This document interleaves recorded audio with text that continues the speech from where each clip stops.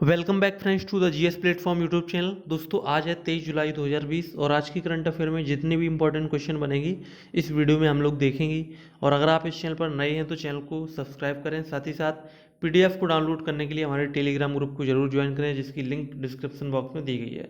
तो वीडियो शुरू करने से पहले मैं आपको बता दूँ, मैं अनअकैडमी पर एक कोर्स लॉन्च कर रहा हूँ और अनअकैडमी पर ये कोर्स आपका एसएससी और रेलवे एग्ज़ाम के लिए बहुत ही यूज़फुल है। तो उन फ्री कोर्सेज़ को आप स्टडी करने के लिए आप हमारे साथ अनअकैडमी पर जुड़ सकते हैं। इसके लिए आपको अनअकैडमी लर्निंग ऐप में द जीएस प्लेटफॉर्म सर्च करके आप हमारे साथ अनअकैडमी पर जुड़ सकते हैं। या दूसरा तरीका ये है कि आप अनअकैडमी की जो हमारी प्रोफाइल की लिंक है वो डिस्क्रिप्शन बॉक्स में, वीडियो के डिस्क्रिप्शन बॉक्स में प्रोफाइल लिंक दी गई है, उस पर क्लिक करके आप अनअकैडमी पर हमें फॉलो कर सकते हैं, जहाँ पर आपको एसएससी के लिए नए कोर्सेज मिल जाएंगे। तो चलिए शुरू करते हैं आज की वीडियो। तो आज का पहला क्वेश्चन है, हाल ही में भारतीय वायुसेना की कमांडरों का सम्मेलन कहाँ शुरू हुआ है? तो इसका आंसर है नई दिल्ली। ऑप्शन डी सही होगा। रक्षा मंत्री राजनाथ सिंह ने नई दिल्ली में स्थित वायुसेना भवन में वायुसेना कमांडरों के सम्मेलन का उद्घाटन किया है। इस सम्मेलन को IAF in the next decade यानी कि अगले दशक में भारतीय वायुसेना इस विषय के साथ आयोजित किया जा रहा है। कौन सा विषय है? अगले दशक में भारतीय वायुसेना। ठीक है। तो ये जो सम्मेलन है वो कुल 3 दिवसीय सम्मेलन है, 3 दिनों तक आयोजित किया जाएगा, जिसकी अध्यक्षता वायुसेना के प्रमुख air chief marshal RKS Bhadauria करेंगे। सम्मेलन के दौरान अगले दशक में भारतीय वायुसेना की परिचालन क्षमता बढ़ाने की कार्य योजना पर विचार विमर्श किया जाएगा। इसके अलावा सम्मेलन के प्रतिभागी वर्तमान परिचालन परिदृश्य में तैनाती का भी जायजा लेंगे। ठीक है। नेक्स्ट क्वेश्चन देखते हैं, क्वेश्चन नंबर सेकंड। भारत के साथ किस देश की नौसेना ने हिंद महासागर में पासेक्स नौसैनिक अभ्यास किया है? तो भारत के साथ अमेरिका की नौसेना ने ये अभ्यास किया है, तो ऑप्शन सी सही होगा। भारतीय नौसेना के द्वारा हिंद महासागर में अमेरिकी नौसेना के साथ मिलकर एक उच्च स्तरीय संयुक्त नौसैनिक अभ्यास पैसेज एक्सरसाइज का आयोजन किया गया है। और पैसेज एक्सरसाइज को वायु रक्षा सहित प्रशिक्षण और बेहतर तालमेल बनाने के लिए डिज़ाइन किया गया है।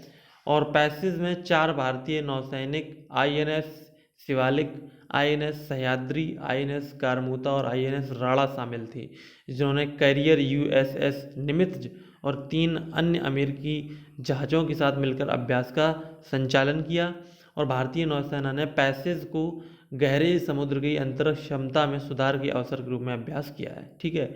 और भारतीय नौसेना स्टाफ की प्रमुख की बात करें तो वो है admiral Karambir Singh. Right. Next question देखते हैं, क्वेश्चन नंबर थर्ड। टूनज मीडिया का लीजेंड ऑफ एनिमेशन पुरस्कार किसे प्रदान किया जाएगा? तो ये मिलेगा अर्नब चौधरी को। ऑप्शन ए सही हो जाएगा। तो animation master summit AMS 2020 digital संस्करण के तहत टूनज मीडिया ग्रुप TMG द्वारा शुरू किए गए लीजेंड ऑफ एनिमेशन पुरस्कार को मरणोपरांत महान एनिमेशन निर्देशक अर्नब चौधरी को मिलेगा। ये पुरस्कार उन्हें भारत के एनिमेशन और मनोरंजन उद्योग को दिए गए अमूल्य योगदान के लिए प्रदान किया जाएगा। अर्नब का निधन 25 दिसंबर 2019 को हो गया था। ठीक है। वो भारतीय एनिमेशन इंडस्ट्री में सबसे बेहतर माने जाते थे और उनकी animation film Arjun the warrior Prince Oscar पुरस्कारों के लिए नामित होने वाली एकमात्र एनिमेशन फिल्म थी। राइट। नेक्स्ट क्वेश्चन है, question number 4। Karur Vysya bank का नया MD और CEO किसे नियुक्त किया गया है? तो ये नियुक्त किया गया है रमेश बाबू को। ऑप्शन सी सही होगा। तो करूर बैंक के निदेशक मंडल द्वारा रमेश बाबू को बैंक का नया प्रबंध निदेशक और मुख्य कार्यकारी अधिकारी नियुक्त किया गया है। साथ ही उन्हें अतिरिक्त निदेशक का पदभार भी सौंपा गया है।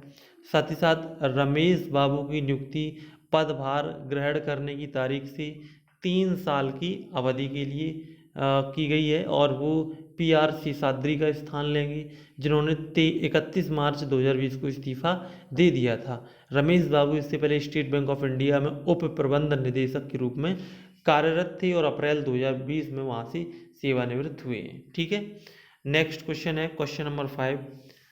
Systems applications and products in data processing SAP के नए अध्यक्ष और प्रबंध निदेशक कौन बने हैं?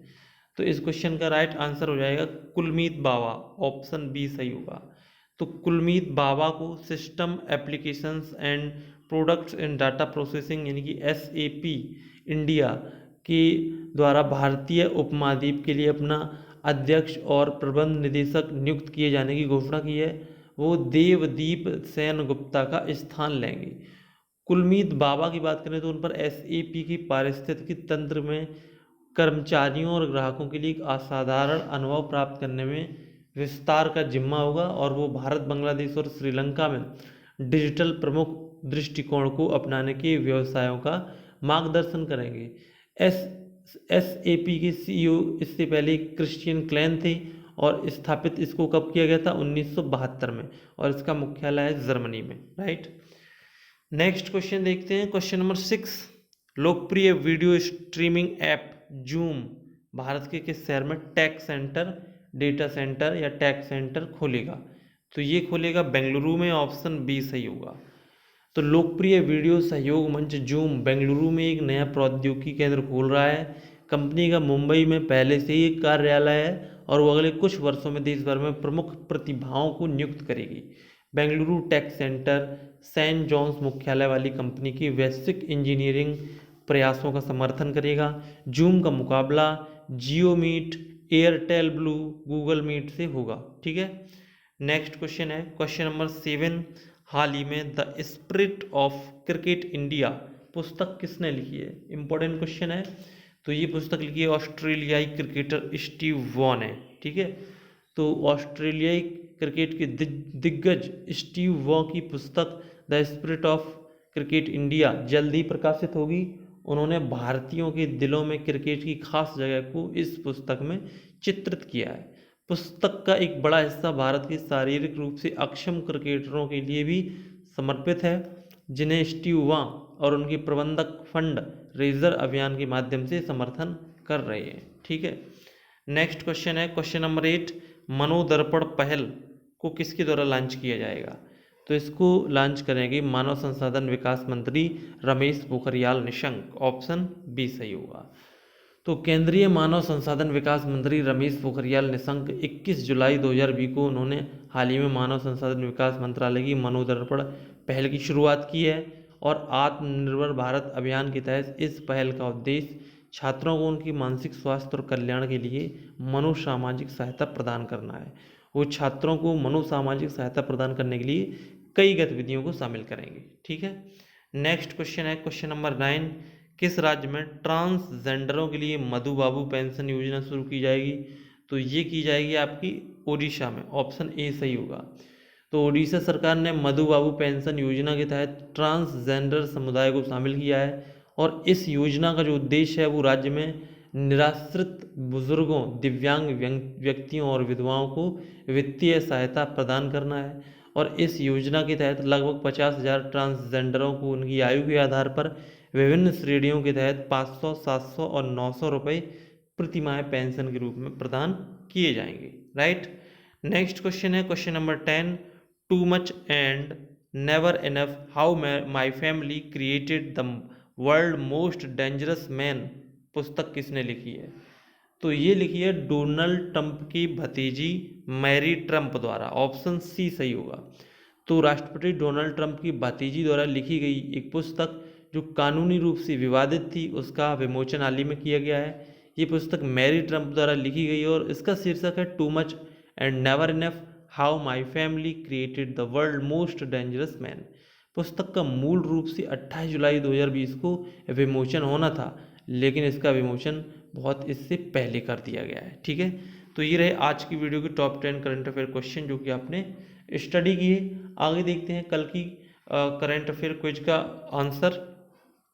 तो कल आपसे पूछा गया था एशियाई विकास बैंक ने अपना नया उपाध्यक्ष किसे नियुक्त किया है? तो इसका आंसर हो जाएगा अशोक लवासा। और आज की कल की जीएस क्वेश्चन जो आपके सामने थी वो थी किस रंग के तारे का तापमान सबसे अधिक होगा? तो इसका आंसर हो जाएगा सबसे जो आपका अधिक तापमान होगा वो नीली रंग के तारे में होगा। और आज की जो क्विज है करंट अफेयर की क्विज वो है भारतीय मूल के चंद्रिका प्रकाश संतोखी को किस देश का राष्ट्रपति चुना गया है? तो इसका आंसर आप बता सकते हैं कमेंट बॉक्स में, आपके सामने ऑप्शन भी दिए गए हैं, इनमें से एक ऑप्शन आपका सही है। और हैशटैग जीएस का आपके सामने क्वेश्चन है, एंडीज पर्वतमाला की सर्वोच्च चोटी कौन सी है। तो आप जानते हैं एंडीज जो एक बहुत ही लंबी पर्वतमाला है, लेकिन उसका जो सर्वोच्च शिखर है, सर्वोच्च चोटी है, वो आपको बताना है। कमेंट बॉक्स में बता सकते हैं, जिसके ऑप्शन भी आपके सामने दिए गए हैं।